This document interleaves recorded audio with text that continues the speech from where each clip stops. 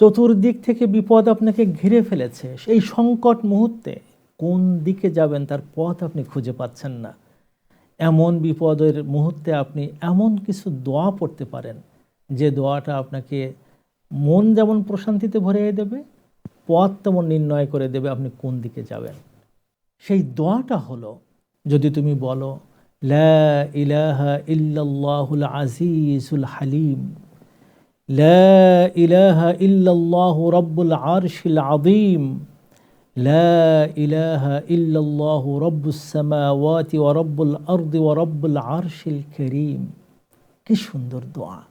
এখানে আল্লাহ তাআলার সহিষ্ণুতা হালিম বলা হয়েছে, এখানে আল্লাহ তাআলা আজিজ পরাক্রমশীল, তার শক্তি আছে কথা বলা হচ্ছে, এখানে আসমান জমিনের প্রতিপালন এই কথাটা বলা হচ্ছে।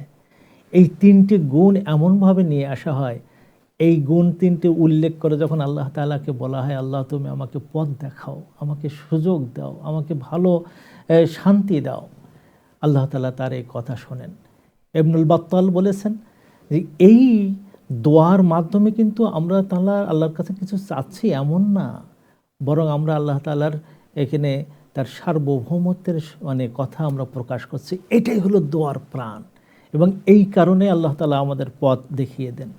যদি আপনি বাঁচতে চান তাহলে দোয়াটা মুখস্থ করুন, আরবি যে দোয়াটা সুন্দর করে মুখস্থ করে ফেলবেন, এবং প্রত্যেকটা জায়গায় আপনি বলতে থাকুন, নামাজের পরে, রাস্তাঘাটে, যেখানে আপনার মনে উঠছে বলতে থাকুন। দেখবেন যে আপনার এই বিপদ, এই ঘোর অন্ধকার অবশ্যই কেটে যাবে ইনশাআল্লাহ।